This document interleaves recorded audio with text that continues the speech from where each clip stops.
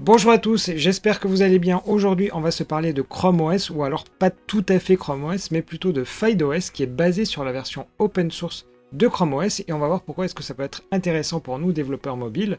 Donc d'une manière générale, Chrome OS, ce qu'il faut savoir, c'est que ça peut bien évidemment lancer un navigateur, à savoir Chrome. Ensuite, on peut y faire tourner des applications Android, mais également des applications sur Linux. Il existe également Chrome OS Flex qui permet d'exécuter Chrome OS sur des vieux PC ou sur des vieux Mac, mais l'inconvénient c'est qu'on ne peut pas facilement tester, du moins disons que c'est une installation en dur. Alors là, ce qu'on va voir ensemble, FidoOS, ça vous permet donc d'avoir non seulement Chrome OS, mais également de pouvoir le tester très facilement avec des VM par exemple, chose qui est quand même beaucoup plus sympathique. Et ce que je vous propose, c'est qu'on aille regarder leur site. En l'occurrence, FidoOS, c'est fait par des Chinois, donc vous allez voir que de temps en temps, il y a des caractères un peu bizarres dans tous les sens, tout simplement voilà parce qu'ils sont chinois.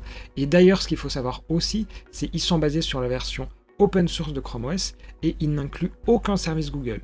Donc typiquement, quand vous allez tester des applications Android, bien, vous n'aurez pas les services Google. Donc ça peut être très intéressant pour tester votre application dans ce genre de cas. Donc si on regarde sur leur site, là ils expliquent un peu tout ce qui est possible et imaginable.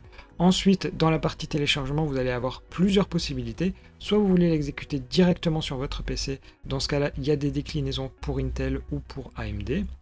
Il y a également la possibilité de l'installer via VMware. Ou enfin, la dernière possibilité, et c'est mon cas dans cette démo, je le fais tourner sur un Raspberry Pi 400. Donc vous voyez, hop, il est juste là. Et vous voyez, potentiellement, il y a d'autres terminaux qui sont compatibles avec. La particularité de FidoOS, c'est que c'est entièrement gratuit, mais il y a également la possibilité de payer, et ça va notamment vous permettre d'avoir les mises à jour automatiques. Mais bon, ça, à la limite, c'est pas très grave pour nous qui essayons de développer, donc voilà, là-dessus, c'est pas bien grave. Si on regarde sur leur site, il y a plein d'informations, donc je vous invite ensuite à regarder leur FAQ. Comme vous pouvez le voir ici, j'ai booté sur Chrome OS sur le Raspberry Pi, et en l'occurrence, vous allez voir que ça ressemble beaucoup à un Chrome OS classique, simplement qu'il n'y a pas les applications Google. Donc typiquement ici, si je regarde dans la liste des applications, vous voyez, il n'en existe pas. Mais on va avoir les équivalentes, donc notamment Chromium pour ce qui est du navigateur. Et d'ailleurs, ce qui est marrant, c'est qu'on a Bing en moteur de recherche par défaut. Là-dessus, on va retrouver ensuite tout ce qui est application Android. Donc typiquement, si je l'active, vous voyez ici, j'ai un menu qui s'appelle Android et qui va me permettre d'accéder ici aux paramètres. Alors vous voyez, parfois il y a des petits glitches, là comme on vient de le voir à l'instant. Malheureusement, on ne peut pas faire grand-chose, c'est juste, voilà, de temps en temps vous les voyez quand vous ouvrez une nouvelle fenêtre d'une manière générale, mais à la limite c'est pas très très grave. Et ce qu'il faut savoir, c'est que eux, leur système est basé sur Android 9, donc alors qu'on est sur Android 13, donc il y a quelques versions de retard, mais bon, ça va vous permettre de vérifier la compatibilité d'une certaine manière. Et là-dessus, moi je me suis amusé à installer des applications, typiquement la galerie Flutter.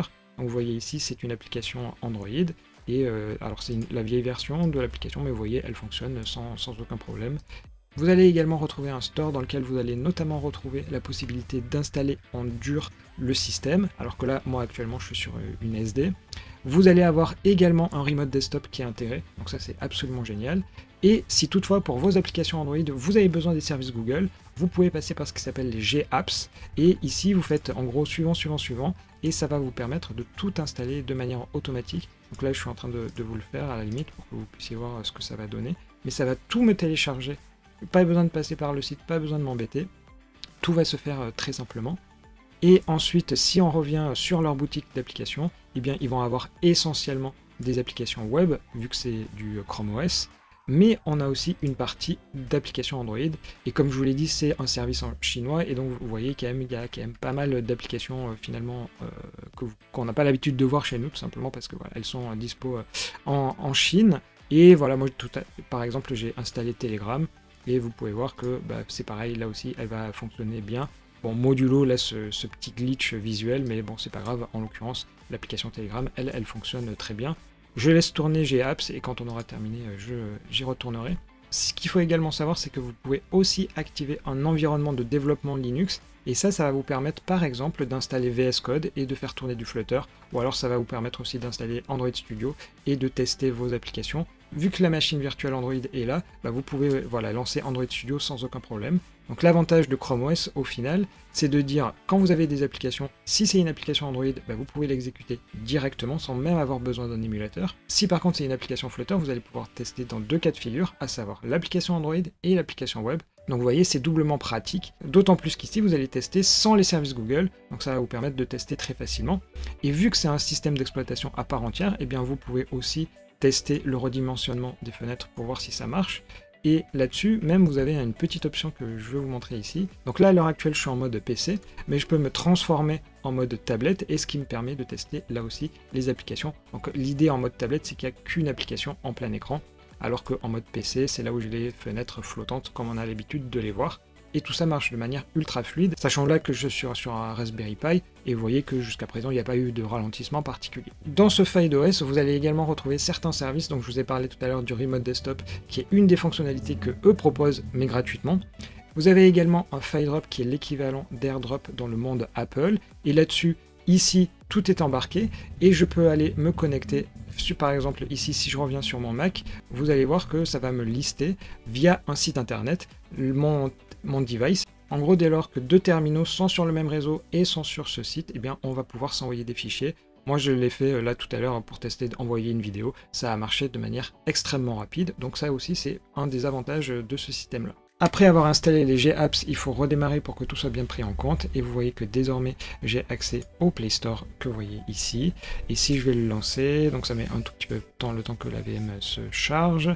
Et vous allez voir ensuite que bien on a accès à la même chose qu'on pourrait avoir sur une tablette de manière assez classique, à savoir les applications, les jeux, etc. etc. Donc vous voyez, c'est relativement intéressant. Là-dessus, je ne vais pas vous représenter Chrome OS parce que vous allez pouvoir le tester par vous-même, mais c'est comme si je disais je vais vous présenter Windows. Non, absolument pas. Mais la particularité de ce FidoOS, c'est que tout est open source. Donc vous allez sur GitHub et vous allez retrouver tous les repos. Par exemple, ici, je peux accéder au repo dans lequel il y a la déclinaison pour les Raspberry Pi et potentiellement faire des modifs, vu que c'est de l'open source, il n'y a pas de problème là-dessus. Donc vous voyez, tout ça est beaucoup plus simple à installer que Chrome OS de son côté. Et là, en fait, on n'est même pas sur Chrome OS, on est plutôt sur Chromium OS. Et honnêtement, devoir builder Chromium OS, c'est pas super simple, en tout cas ça prend pas mal de temps, alors qu'ici on a des images toutes prêtes, comme vous l'avez vu tout à l'heure. Donc vous choisissez ce que vous préférez, et ensuite bien, vous allez pouvoir développer et tester vos applications de manière très simple. L'idée de cette vidéo, ce n'est pas de rentrer dans les détails, parce que comment est-ce qu'on installe VS Code, comment on installe Android Studio, il y a énormément d'articles, mais grosso modo, vous lancez un terminal et vous mettez les différentes commandes, et tout va s'exécuter très rapidement. Mais la raison sur laquelle j'insiste sur ce FidoOS, c'est que ça va vous permettre d'avoir un environnement de test et de développement, mais plutôt de test, dans lequel vous allez pouvoir tester les applications Android très facilement sans passer par un émulateur, et également, vu qu'il y a Chromium, ça vous permet de tester le web. Donc voilà, c'était tout pour cette petite vidéo de présentation. J'espère qu'elle vous a plu.